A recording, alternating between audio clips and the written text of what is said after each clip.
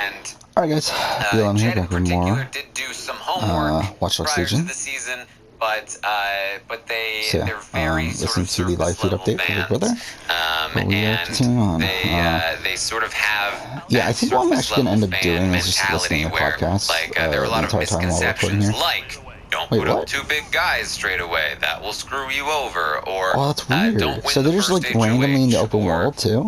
don't have a showmance. Showmances are bad.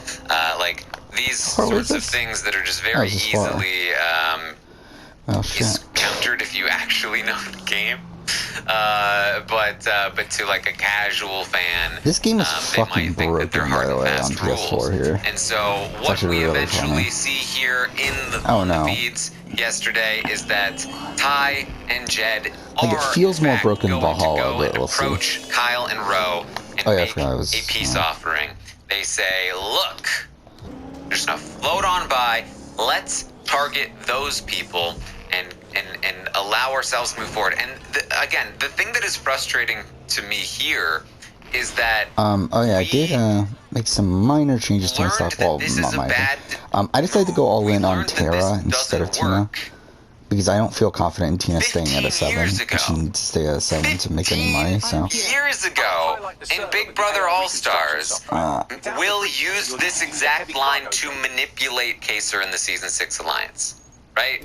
15 years ago, we discovered in the evolution of Big Brother strategy that this is a bad decision. This should be Big Brother 101, that you cannot try and do something like this. And yet, 15 years later, we are seeing people make the same mistakes because they don't know their history. And that's why it's important to teach history in school, guys.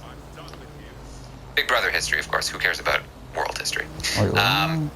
So they try to make this pitch. They try to make this pitch to Kyle and Ro. Let's take out the floaters, guys. Let's keep the big dogs around and go after these floaters.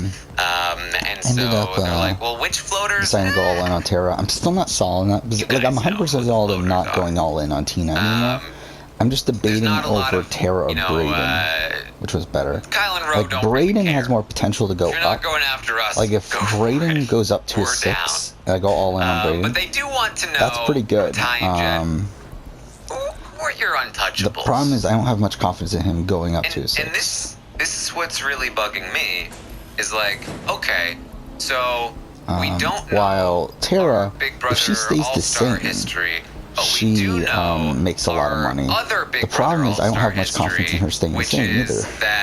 I don't have much confidence in her being 100% safe. It's like, I feel like if she stays in, like if she ends up going through next week not being nominated or anything, I feel like she is going to stay the same, and she does make money. But I'm not confident in that, so really I'm just banking on we're not going to get the lessons learned from Dr. Will and Kaser, but we are going to transfer the untouchable term.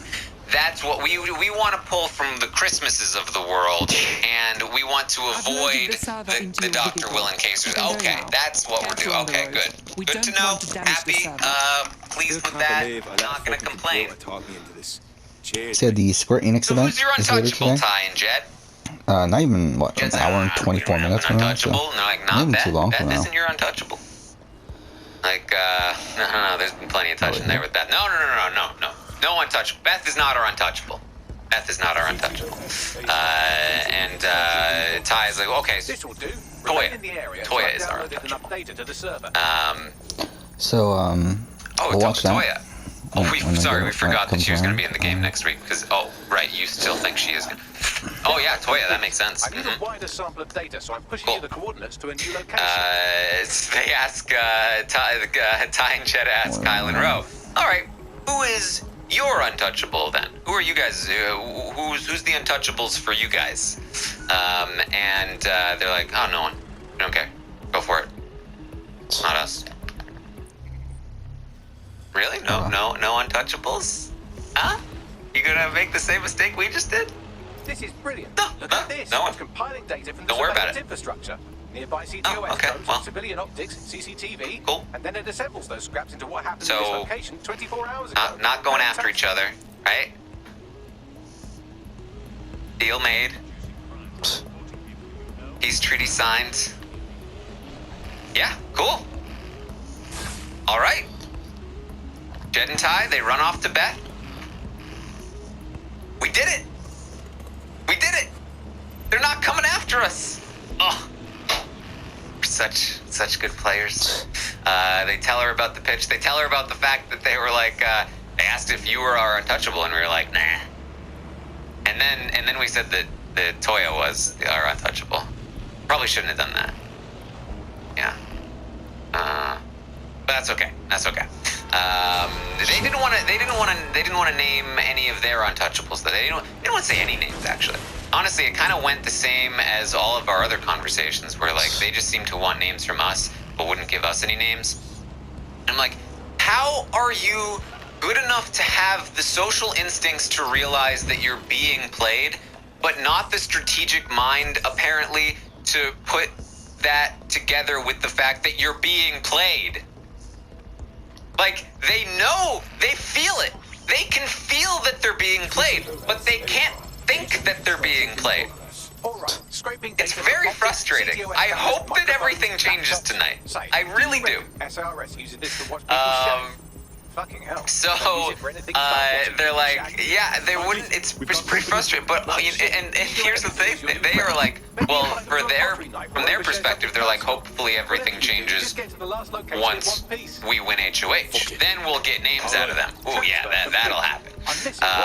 And so, Beth is okay with this. Beth is like, look, you guys made a peace treaty, that's great for you. That means they're gonna come after me, but that's okay. That's okay. I'm going to be able to put them up on the block. They're going to be able to put me up on the block, but at least you guys will be safe. And I'm just like, man. Stop. So that's kind of where that stands. Kyle and Ro, on the other hand, after this pitch, are going to talk amongst themselves. I also consider going in on Rohan. This pitch is, or Kyle. I can't believe these guys are dumb enough. It's tough though. It really is tough. I think they might actually be dumb enough to not Kyle put us up if they might win. Be. I think they really might not do it. I mean, we'll still put them up. I don't know. I'm considering Kyle. They really might go after someone else. Like, technically, Kyle, without Jed and Ty coming after him, are in a pretty good spot. Like, Kyle just needs Beth to not win at this point. Will they still not go after us? Or Kiefer. After we blindside them and vote Toya out. Toya was their untouchable. Oh, yeah, that might skirt up. I mean, we're just gonna have to go to them and be like, sorry, it happened last minute. Toya was coming after us, and we just had to do it. And if you think about it, it was Beth's fault anyway, right? So, deal's still on? And under any other circumstances, I would tell you guys, these idiots, they really think that after they've proven that they've lied to these people all week long, proven time after time that they can't be trusted, they really think that they can go to these two guys after they blindside them and take out their untouchable and think that they can get away with it and continue this absurd peace treaty that never should have existed in the first place? How in the world do they think that this could happen? But these are not normal times, and now I'm telling you that I don't know, it could work at this point. I don't even know. It's one of those things where, like, I guess you might as well try, because Ty and Jed have been just eating up a lot of stuff. So, fuck off. All right. That was like a lot of really bad shots in a row. They also they want to tell Austin and Braden right away. They're like, we should go and tell Austin and Braden about this pitch.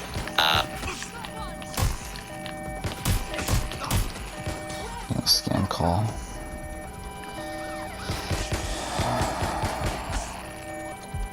Alright, let's just go here.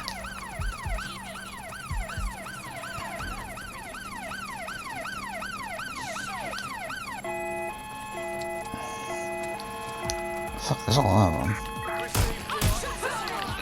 They think that they can trust the oddballs in general about telling them about this pitch.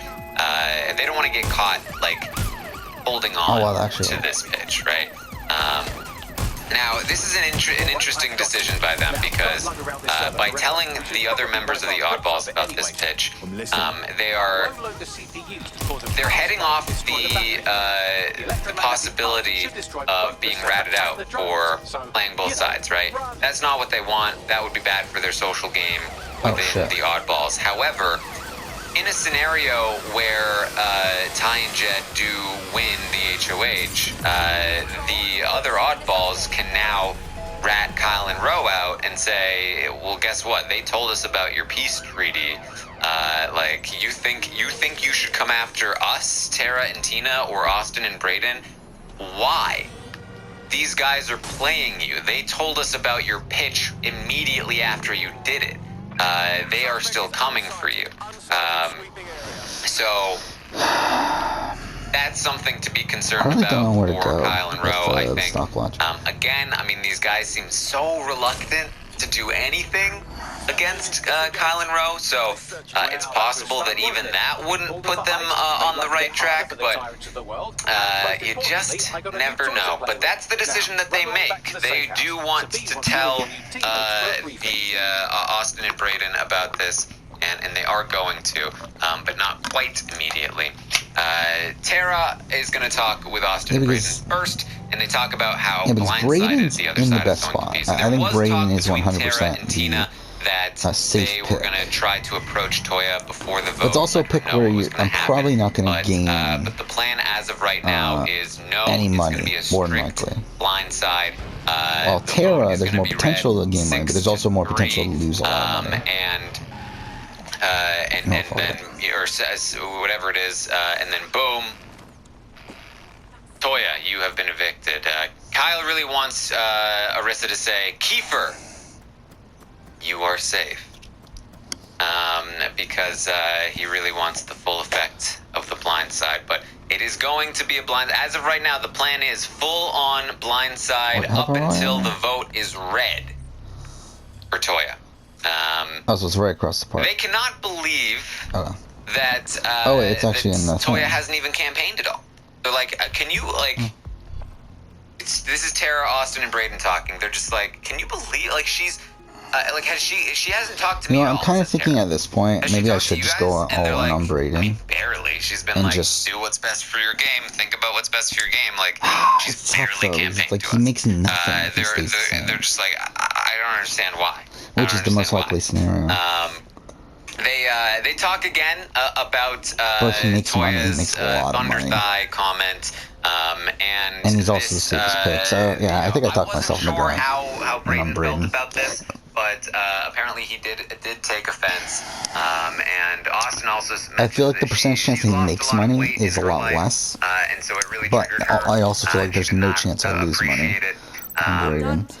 Unless for some reason Jed and Ty decide to go after Austin Brayden, but I don't feel like that's gonna happen. Very unhappy about this whole thing. The thing is, I think Brayden going on the block just in general talk about Beth and how shady Beth is, saying that Beth was saying that Toya was a big resume move, and she told people that Ty and Jed know each other from playing basketball.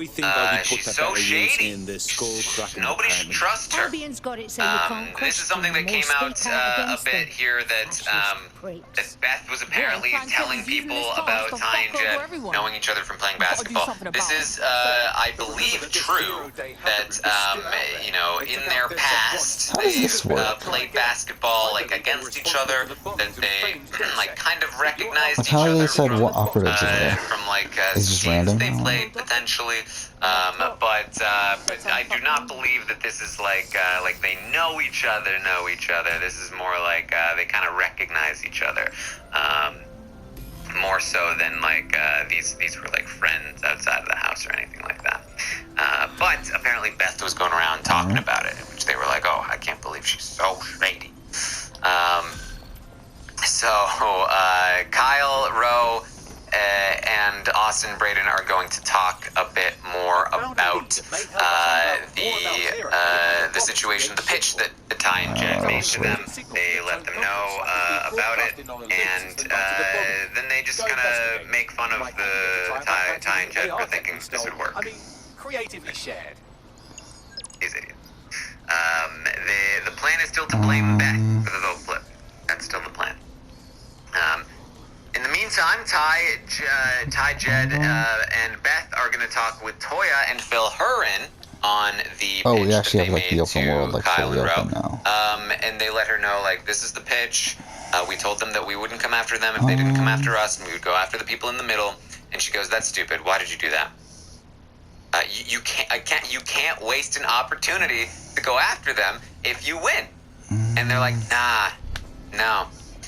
Jed said it would be stupid to put two big guys up in week 4. Like, right now, you would put up Kyle and Rowe. That's stupid. Nobody should do that. Then you put up Kyle and Rowe, and then one of them stays in the game. Now you for sure have one of them coming after you. So dumb.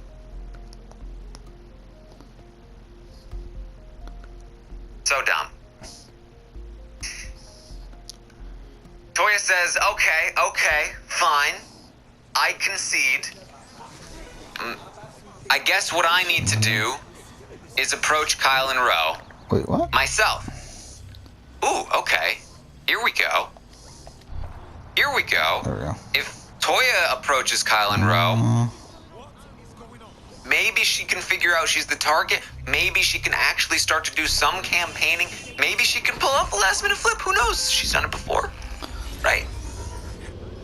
She'll approach Kyle and Rowe. She says, I'll say to them, I know we haven't had a great relationship in the past. I know that, like, people see us in a certain way. Like, okay. Decent approach. Like, okay. And so what I want to do, Kyle and Rowe, is I want to put you two on the block if I win HOH. Wait, hold on. This is the pitch. She wants to put them on the block. So that I can take one of you off and backdoor Vic. She says, I think if I did that, I'd really start to build some trust with them. And so you want to tell Kyle and Rowe explicitly that you want to put them on the block so that you can backdoor Vic. I was supposed to be here that day. Who is one of their allies. They don't care about her, but one of their allies. She doesn't know that. She thinks that they still hate Vic. But one of their allies. Just what I was thinking. And she wants to tell them, and she thinks that will build trust with them. And I'm like, okay, that's a terrible idea, right? Terrible idea. Somebody in this group is going to shut this down. Right? Beth chimes in. I'm like, okay. Beth is going to be like, I don't know about that. Beth says, I was thinking of doing the exact same thing, Toya. I was having the exact same thoughts. Same exact thing. What the fuck? Oh, this fuck. Is it. The signal is coming from this spider-bot fragment. No indication. Yeah, I don't get, like, this house is filled with, like, really bad players. It's so funny. What's it doing there? That's fine. To say, but with an AR reconstruction, it's a great way to build trust with two people on the block. If it relates to the attack. Ah, shit. I mean, look, here's the thing. Beth doing that is fine. At least she's putting Kyle and Rowe on the block, right? But it's not a good way to build trust with someone to put them on the block. Victoria also seems to think it's a great way to build trust. Let me put you on the block, and then I'll build trust with you via doing that. No. If you put two friends on the block together, they're gonna be like, hey, don't do this. And to be honest, I think it can work with individuals, but I think as a duo, though, it's fucking dumb. Like, it's worked in the past with individuals. Again, after tonight, hopefully everything has changed, right? Hopefully everything has changed, but, wait, where's this next one that I'm looking for? Oh boy. Alright. So, Kyle, Rowe, Austin, and Brain are going to be talking a little bit more. We got some disappointing stuff here from Kyle. They're talking more about the blind side and what they expect. And if you thought that that taking the untouchable term from Christmas was bad enough, we're also getting some of the sort of microaggression-y stuff from Christmas as well, because Kyle's going to talk about how, man, like Ty and Jed are going to like punch us in the face when the blind side happens. They're going to be so pissed. Like, excuse me? Kyle? What exactly about Ty and Jed makes you think that they have any proclivity toward violence? Exactly. Why would you think that? That's pretty frustrating, actually, because Ty's like one of the most chill people. Like, I have never seen him even like be yeah, this is the thing that I think when people they do think that like, sort of thing when talking about like, oh, I think this person's gonna like whatever. Kyle. Like, I don't feel like that's a race thing. So, not happy like, I feel like when it comes to Big Brother and stuff, I think you're always gonna that's a bad villainize the person that you're against. Don't like that.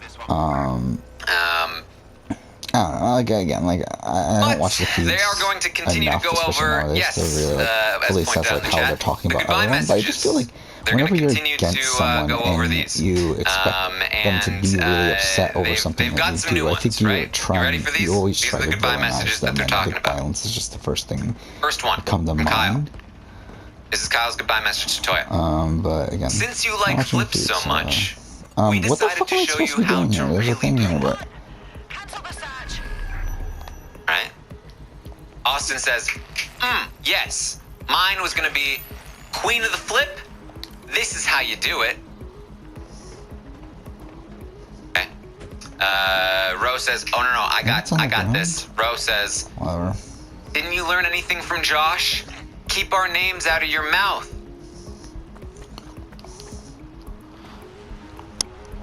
Alright. Fuck. I feel like they could work on these. I feel like this is not great. Not very good. Not very good goodbye message. I hope that these are not the goodbye messages. Which one we'll get, right? We'll probably get one of these mean ones. One more data relay and I'll have it.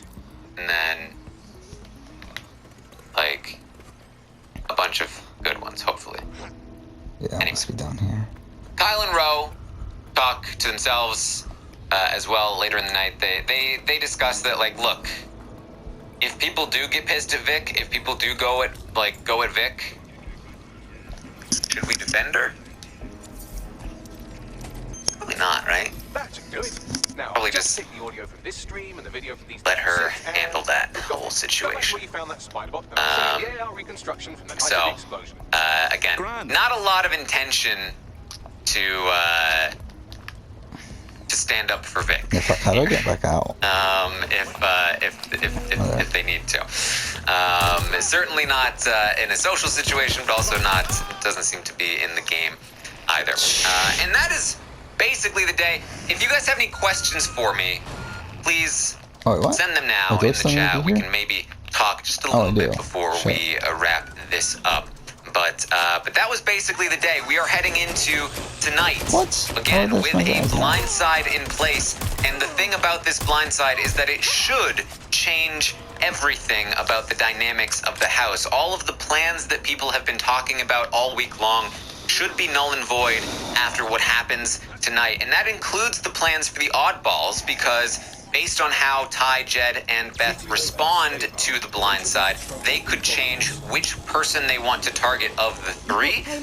And we could also see other things happening where if any of the oddballs start trying to throw each other under the bus or not defending each other, we could also see that impacting the cohesiveness of their group as well. But obviously the biggest thing that would shake things up is if one of the Sunsetters won an HOH. That would be the most chaotic circumstance that we could find here tonight.